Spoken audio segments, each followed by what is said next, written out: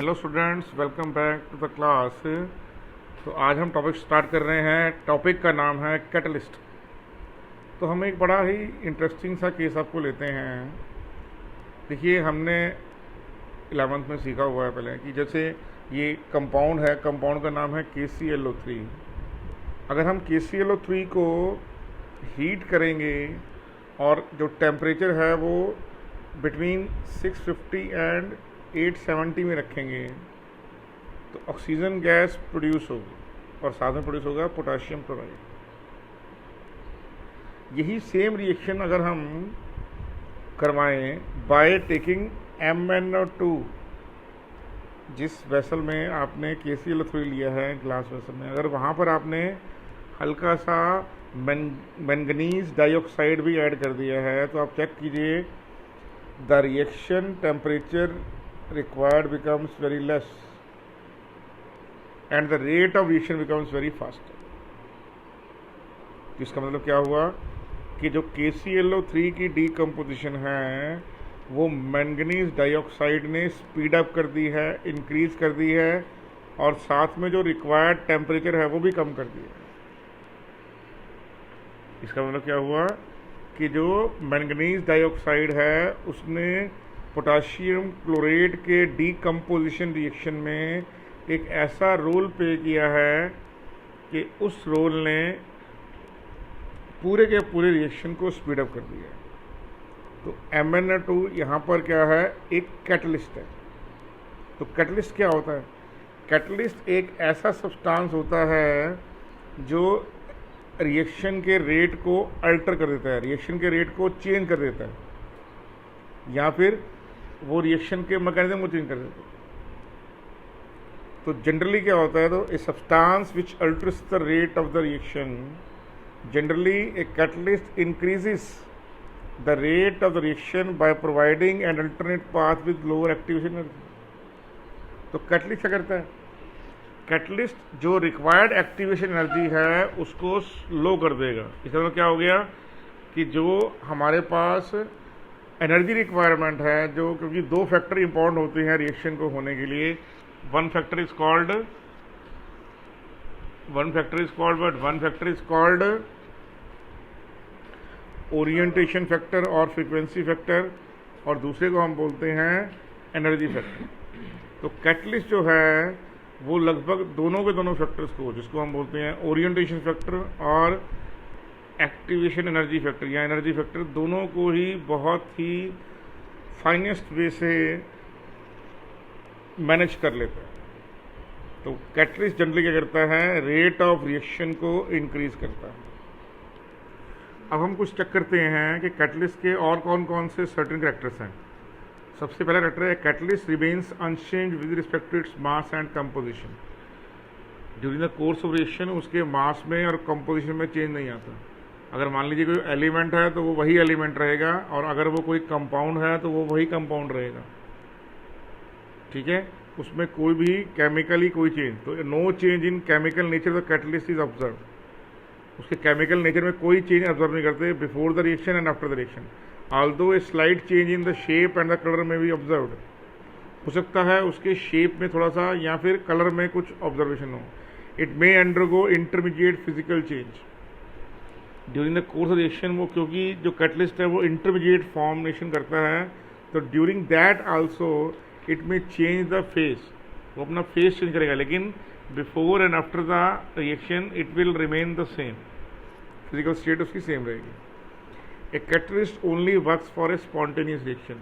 जिस केस में delta G negative है, कैटलिस्ट सिर्फ उसी में काम करता है। अगर कोई रिएक्शन नहीं हो सकता तो कैटलिस्ट कोई रिएक्शन नहीं करवाएगा। कैटलिस्ट ओनली रिएक्शन के स्पीड को बढ़ाता है, किसी नॉन स्पॉन्टेनियस रिएक्शन को स्पॉन्टेनियस नहीं बनाता। ये पॉइंट आप याद रखिए, कैटलिस्ट सिर्फ स्पॉन्टेनियस रिएक्शन में काम करता है। दूसरी इंपॉर्टेंट बात जो है, catalyst does not change the value of delta ji, delta H and equilibrium constant. कि जो सिर्फ जो एक्टिवेशन एनर्जी है उसको लोअर करता है कैटलिस्ट, और दोनों activation energy of forward reaction as well as activation energy of the backward reaction, और दोनों को इक्वली चेंज करता है। जितना बैकवर्ड एनर्जी में चेंज आएगा उतना ही फॉरवर्ड रिएक्शन की एनर्जी में चेंज आएगा। इसलिए ओवरऑल डेल्टा जी और डेल्टा एच चेंज नहीं होता। A catalyst does not change the value of delta G and delta H.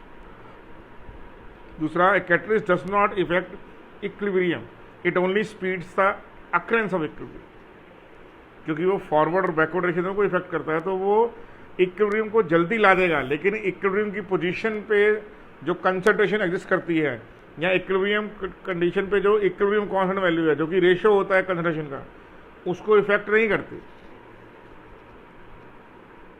अब देखिए, जो कैटलिस्ट हैं वो मेनली दो तरह के होते हैं। एक को बोलते हैं, जो ज़्यादातर हम पढ़ेंगे, जिनके बारे में पढ़ाया जाता है, वो पॉजिटिव कैटलिस्ट हैं। तो there are several types of catalyst that can be use depending upon the need and requirement of a chemical reaction. तो वो क्या नीड है, क्या रिक्वायरमेंट है, वैसे हम यूज़ कर लेंगे। तो पहला यूज़ करेंगे हम पॉजिटिव कैटलिस्ट। जैसे एग्जांपल दिया हुआ यहाँ पे, N2 reacts with H2 in pans of iron as a catalyst to give you ammonia. अब यहाँ पर क्या हो रहा है, the catalyst which increases the rate of the reaction are called positive catalysis. जो रेट के रिएक्शन को बढ़ाएंगे ऑब्वियस है by decreasing the activation energy, that is they are called as positive catalyst. It increases the rate of the reaction by lowering the activation energy barrier such that a large number of molecules are converted into products, thereby the percentage of the yield increases। ठीक है, तो mostly आप जितने भी discussion में करेंगे question, वो सबके सब जो होंगे ज़्यादातर पॉजिटिव कैटालिसिस में होंगे, सिवाय कुछ रिएक्शंस के जिनमें आपको ऑर्गेनिक में कुछ मिल जाएंगे, रोजनमंड रिएक्शन वगैरह, ठीक है, लिंडलर कैटलिस्ट वगैरह, जिसमें आपको नेगेटिव कैटलिस्ट पढ़नी पड़ेगी। उसके अलावा आपके कोर्स में कोई ज़्यादा नेगेटिव कैटलिस्ट का यूज़ नहीं है। दूसरा क्या है, नेगेटिव कैटलिस्ट क्या है, which decreases the rate of reaction are called negative catalyst. इसके बहुत कम एग्जांपल है, उसमें से नंबर 1 एग्जांपल जो है वो ये है, H2O2 का डीकम्पोजिशन किसी भी रफ सर्फेस पे हो जाता है बहुत आसानी से। Presence of dust, even dust, presence of dust can initiate that. कि हवा में डस्ट है, वो भी H2O2 के रिएक्शन को इनिशिएट कर देती है। लेकिन यहाँ पर जो प्रेजेंस ऑफ एसिटिनालाइड है, वो H2O2 के रिएक्शन को क्या करेगी, डिक्रीज करवा देगी डीकम्पोजिशन को। तो आप बोल सकते हैं जो एसिटिनालाइड है, ठीक है, वो क्या करता है, it retard the rate of the reaction for decomposition of H2O2। ठीक है जी, तो ये किसके एग्जाम्पल है, ये एग्जाम्पल है नेगेटिव कैटलिस्ट के। तो it decrease the rate of the reaction by increasing the activation energy barrier. तो नेगेटिव कैटलिस्ट क्या करता है, एक्टिवेशन एनर्जी बैरियर को इंक्रीज कर देता है, which decreases the number of reacted molecule that are able to transform to product and hence the rate of the reaction decreases. Okay बेटे, तो this thing must be known to your in your mind. देखिए, next हम पढ़ने वाले हैं about the inhibitors, poisons and promoters. अब देखिए, जो पहली पॉइंट है, बहुत ध्यान से पढ़िएगा इसको। द सब्सटेंसेस, देखिए क्या है यहाँ पे, the substances which reduces the action of catalyst are called catalyst inhibitors if reversibly. अगर कोई सब्सटेंस कैटलिस्ट जो है वो कैटलिस्ट के एक्शन को, कैटलिस्ट की एक्टिविटी को कम कर दे, ऐसा सब्सटेंस जो कैटलिस्ट के एक्शन को थोड़ा कम कर दे, उसको बोलेंगे कैटलिस्ट इनहिबिटर्स, अगर वो रिवर्सिबल नेचर में। और बोलेंगे कैटलिस्ट पॉइजन अगर वो इरिवर्सिबल है, मतलब कोई ऐसा सब्सटेंस जो कैटलिस्ट की एक्टिविटी को कम करे रिवर्सिबली में, तो बोलेंगे वो इनहिबिटर्स हैं। लेकिन वो कैटलिस्ट की एक्शन को रिड्यूस कर दे इरिवर्सिबली, तो बोलेंगे पॉइजन है। तो ये पॉइंट आपको याद रखना है, ठीक है। और क्लियर, मैं दोबारा बोल रहा हूँ, substances that reduces the action of catalyst are called catalyst inhibitors if reversibly, which reduces the action of catalyst reversibly, तो क्या बोलेंगे, catalyst inhibitors, and which reduces the action of catalyst irreversibly, तो बोलेंगे poisons। ठीक है, next, promoters are substance that increases the catalytic activity. तो वो substance जो कैटलिस्ट की एक्टिविटी को और इंक्रीज करवा देते हैं, लेकिन खुद कैटलिस्ट नहीं होते, but they are not catalyst by themselves, उनको क्या बोलते हैं हम, प्रमोटर्स। क्या बोलते हैं, promoters. Inhibitors are often known as negative catalysts since they decreases the reaction rate. However, the term inhibitors is preferred since they do not work by introducing reaction path with higher activation energy. Okay क्योंकि अगर हम मान लीजिए catalyst के काम को रोक भी दें तब भी रिएक्शन हल्का हल्का चलता रहेगा। क्यों? क्योंकि वो रिएक्शन तो बिना कैटलिस्ट के भी होता है, चाहे स्लो होता हो, क्योंकि कैटलिस्ट वहीं काम आता है जहां रिएक्शन ऑलरेडी होता है। सिर्फ कैटलिस्ट रेट ऑफ रिएक्शन को बढ़ाता है, ये नहीं कि रिएक्शन को रोक देता है। क्लियर नहीं क्लियर? तो ये पॉइंट आपने समझनी है यहाँ ध्यान से, क्या कि अगर आपने मान लीजिए इनहिबिटर्स लगा भी दिया है तब भी रिएक्शन पूरी तरह से रुकेगा नहीं, चलता रहेगा। कारण क्या है? वो रिएक्शन बिना कैटलिस्ट के भी तो होता है। Sure about that? अब उसके आगे देखिए, द इनहिबिटर्स में modify selectivity in addition to rate. For instance, introduction of alkyne to alkene in palladium catalyst partially poisoned by either lead acetate और बाय बेरियम सल्फेट। यहाँ पर बेरियम सल्फेट लिखा नहीं हुआ लेकिन वहाँ पर यूज़ करते हैं हम। तो यहाँ तो आप लेंगे लेड एसीटेट या फिर लेंगे बेरियम सल्फेट। तो पैलेडियम और आपने बेरियम सल्फेट लिया तो बेरियम सल्फेट या लेड एसीटेट का काम क्या है? वहाँ पे इनहिबिटर्स का काम है कि वो रिवर्सिबली रेट ऑफ रिएक्शन को डिक्रीज करा रहे हैं। Without the deactivation of the catalyst the alkene produce would be further reduce to alkane. अगर हम ये नहीं लेंगे तो क्या होगा? अगर हम ये कैटलिस्ट पैलेडियम में, अगर आप मान लीजिए पैलेडियम में आपने लेड एसीटेट नहीं ऐड किया या बेरियम सल्फेट नहीं ऐड किया तो रिएक्शन एल्काइंस टू एल्केन सीधे चला जाएगा, एल्कीन पे रुकेगा नहीं, क्योंकि पैलेडियम बहुत इफेक्टिव रिड्यूसिंग एजेंट है। तो हम चाहते हैं पैलेडियम का रिडक्शन फैक्टर कम हो जाए कि वो एल्कीन पर ही रुक जाए। तो क्या करना पड़ेगा? उसमें इनहिबिटर्स डालने पड़ेंगे, आइदर लेड एसीटेट और barium sulphate. Okay, next, the inhibitors can produce the effect by selectively poisoning only certain types of active masses or active sites. Another mechanism is the modification of the surface geometry, कि वो surface की geometry को भी change कर देते हैं। For instance, in hydrogenation operation, large planes of metal surface function as a sites of hydrolysis, while the sites catalyst hydrogenation of the unsaturation are smaller. तो the poison that covers surface randomly will tend to reduce the number of uncontaminated large planes but leave proportionally more smaller site free. तो असल में जो reduction है alkene का alkene में वो होता है बाय एड्जॉर्प्शन। तो अगर वहाँ पर कोई हम इनहिबिटर डाल देंगे तो क्या होगा? इनहिबिटर वहाँ पर कुछ रिएक्टिव साइड पे जाकर एब्जॉर्ब हो जाएगा और सरफेस जो अवेलेबल सरफेस एरिया है उसको वो कम कर देगा। ठीक है जी? तो इसलिए याद रखिए, hydrogenation of alkyne to alkene इस तरह से आप रिड्यूस करवा सकते हैं। प्रमोटर्स कैन आल्सो, अब प्रमोटर की बात कर रहे हैं, promoters can also cover up the surface to prevent production of mat to coke और even actively remove such material. Rhenium ion or platinum in platinforming, they can add the dispersion of catalyst material or bind to the region. तो प्लेटिफॉर्मिंग में जब आप alkene से बनाते हैं benzene वगैरह या टॉलिन वगैरह तो उसमें उसको बोलते हैं प्लेटिफॉर्मिंग। तो वहाँ पर क्या होता है, जो प्लेटिनम की सरफेस है वो काम करती है, तो वहाँ पर हम प्रमोटर क्या लेते हैं? प्रमोटर लेते हैं हम ऑक्साइड्स। किसके ऑक्साइड्स? एल्यूमिनियम के या क्रोमियम के वगैरह। Sure about that? उसी तरह क्या होता है, जब नाइट्रोजन जो है वो हाइड्रोजन के साथ मिलकर iron as a catalyst use करते हैं तो वहाँ पर क्या होता है? Molybdenum is acting as what? Molybdenum is acting as promoter. तो हैबर प्रोसेस के अंदर आयरन कैटलिस्ट है और मॉलिबेडम क्या है? प्रमोटर। Sure about that? तो आपको सिर्फ इंफॉर्मेशन चाहिए, प्रमोटर क्या है और क्या है बेटे, इनहिबिटर्स क्या है और पॉइजन क्या है। Sure about that? तो जो इन्फॉर्मेशन मैंने आपको बोली है उसको याद रखिए आप प्लीज़। नेक्स्ट जो है बड़ा ही हम इंटरेस्टिंग फैक्टर पढ़ेंगे, उसका नाम है ऑटोकैटलिस्ट। ऑटोकैटलिस्ट में क्या होता है? In case of autocatalyst, in the autocatalyst reaction there is no specific catalyst that is added but one of the product act as a catalyst and increases the rate of the reaction. बहुत सारे reaction में क्या होगा, reaction शुरू में बहुत slow चलता है, लेकिन जैसे जैसे थोड़ा सा प्रोडक्ट बनना शुरू होता है, रिएक्शन हम देखेंगे कि बहुत फास्ट होना शुरू हो जाता है उसके बाद।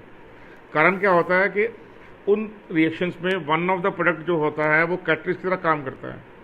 उसमें सबसे बड़ी एग्जांपल क्या है, सबसे बड़ी एग्जांपल है यहाँ पे आर्सेनाइन का डीकम्पोजिशन।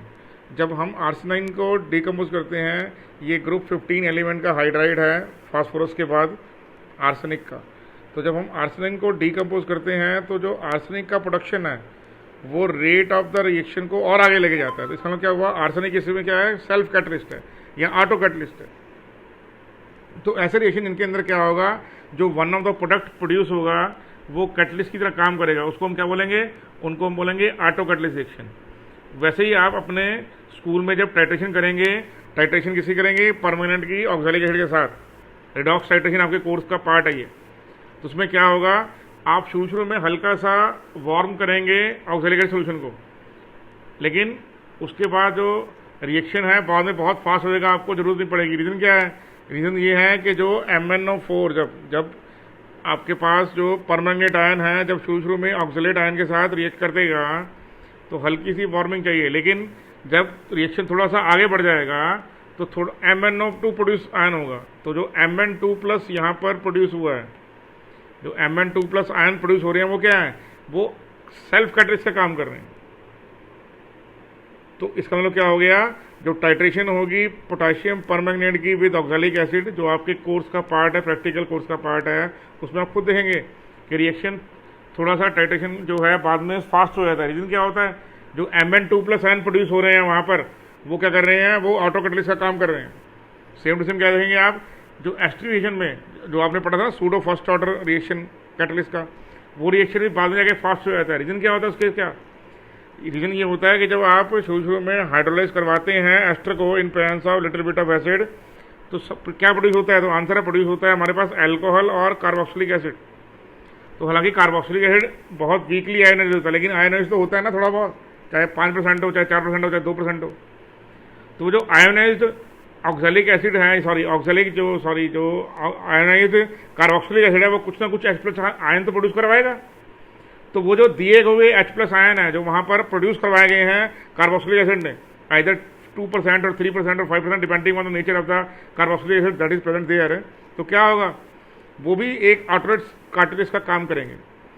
तो इसका मतलब क्या हुआ कि decomposition of arsine, titration of permanganate ion with oxalic acid और pseudo first order example of hydrolysis of esters under acidic condition, इन तीनों केसेस में क्या होगा, one of the product obtained during the course of the reaction will act as a catalyst. तो ऐसे reaction को हम तीनों को क्या लेंगे, हम तीनों को हम लेंगे as an example of an auto catalyst. तो जब कोई भी रिएक्शन इसके अंदर क्या होगा, one of the product is acting as a catalyst, उसको हम बोलेंगे ऑटो कैटलाइज्ड रिएक्शन। हाँ जी, होमोजीनियस कैटलिस्ट और होमोजीनियस कैटलिस्ट क्या होंगे।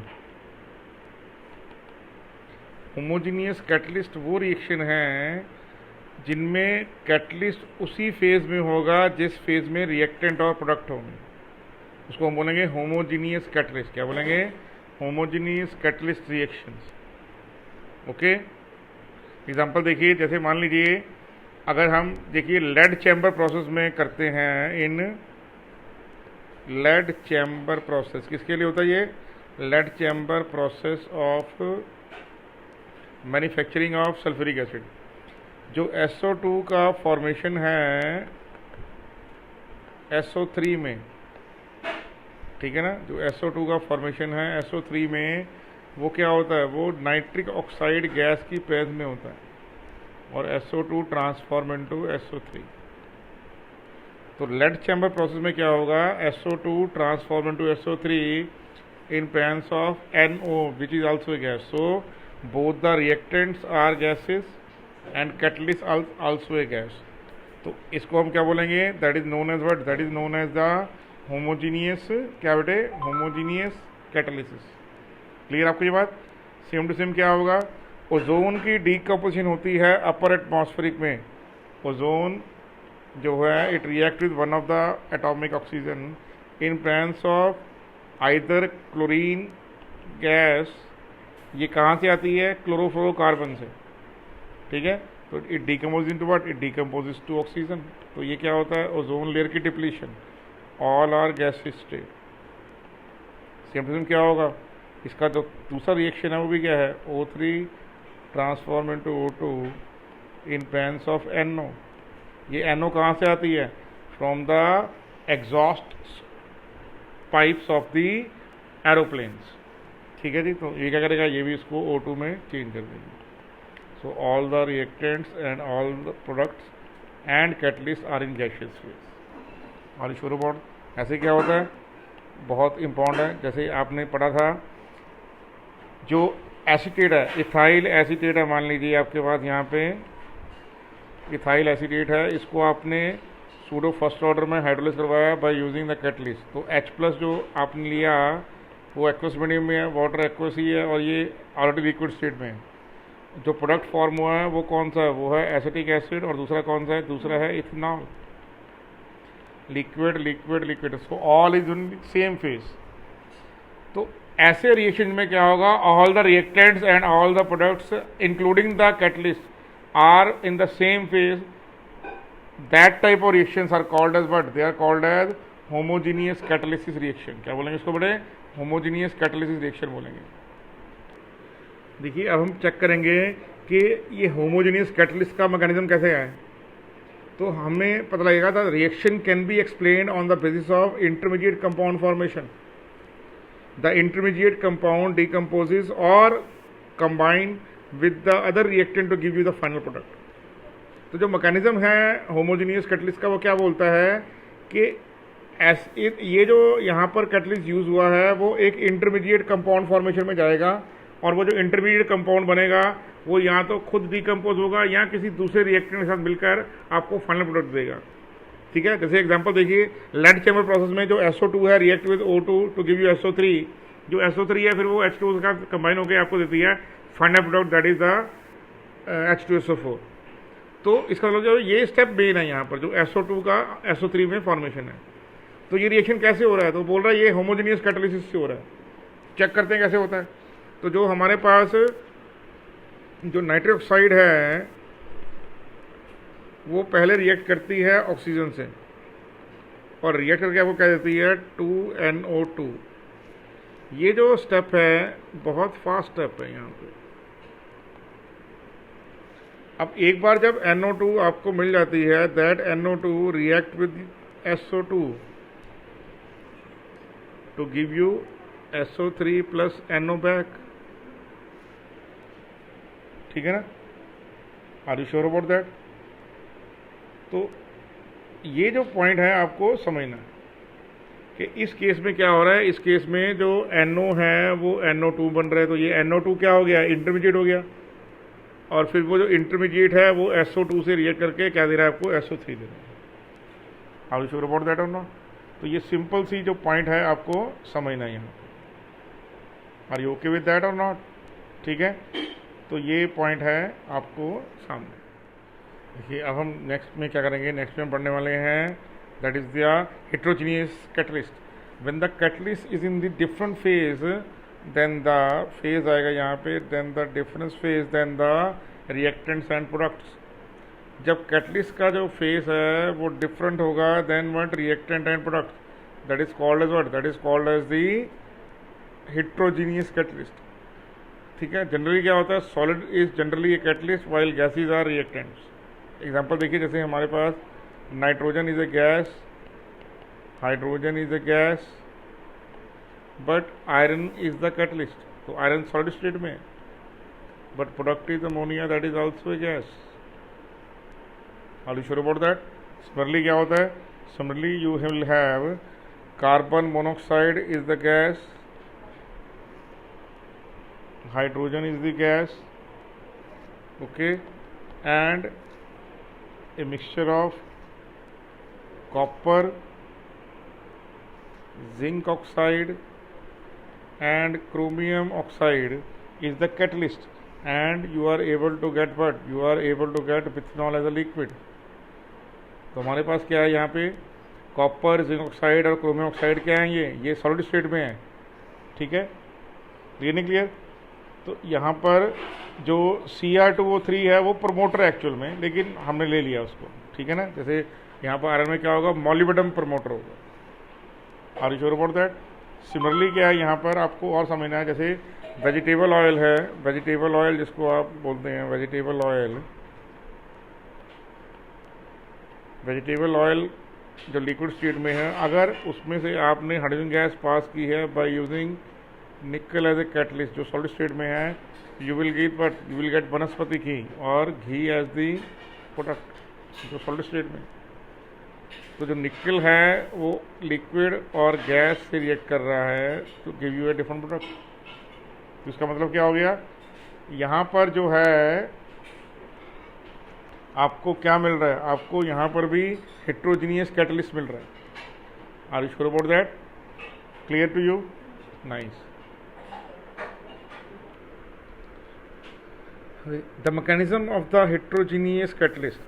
The mechanism of the heterogeneous catalyst involves both adsorption as well as intermediate compound formation theory. Reactant molecules get adsorbed on the activation center of the surface of the catalyst.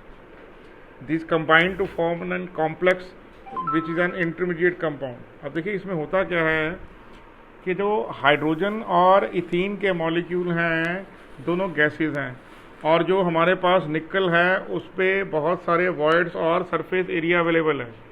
तो gases के molecule क्या होते हैं, वो adsorb हो जाते हैं on the surface. Clear नहीं क्लियर? क्लियर? किसकी सरफेस पे एड्जॉर्ब होते हैं? तो ऑब्वियस है निकल की सरफेस पे एड्जॉर्ब होते हैं। तो एड्जॉर्ब होने के बाद क्या बनता है, एक एक्टिवेटेड कॉम्प्लेक्स बनता है। किसके बीच में? निकल के बीच में और इथीन के पाई बॉन्ड के बीच में और हाइड्रोजन के बीच में।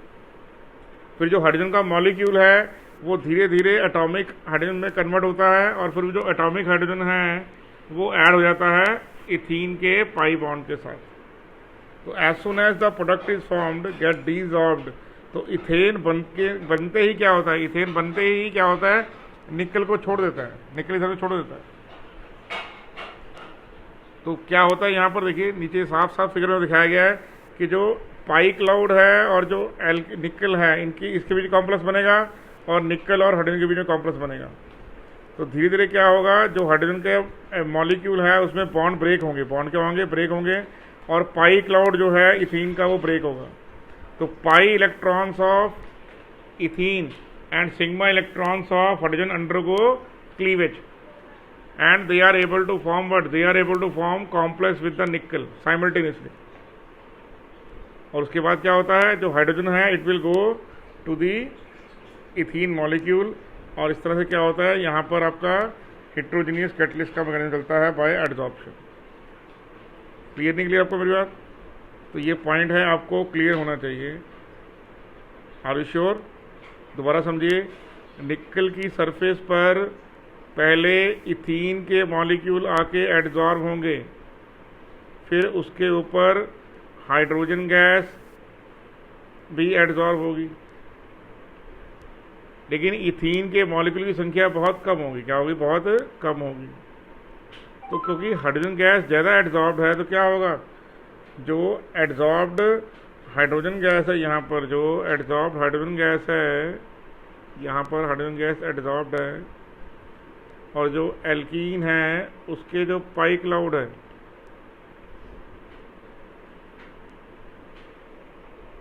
वो यहाँ हाइड्रोजन के साथ बॉन्डिंग में चले जाएंगे। That's how heterogeneous catalyst work. Are you sure? हम चेक कर रहे हैं। Heterogeneous catalyst involves both adsorption as well as intermediate compound formation. Reactant molecule get adsorbed on the activation centre of the surface of the catalyst. These combine to form active complex which is an intermediate compound. As soon as product form, these adsorbed gases leave the surface. तो पहले में क्या होता है, ethene and hydrogen molecule are adsorbed on the surface, hydrogen occupy most of the active centre and that process known as occlusion. Hydrogen molecule attacks the double bond region to form an activated complex. Ethene react with active hydrogen to form ethane. Then ethane gas desorbed. तो ये step हैं जो आपने याद करने हैं। Are you sure about that?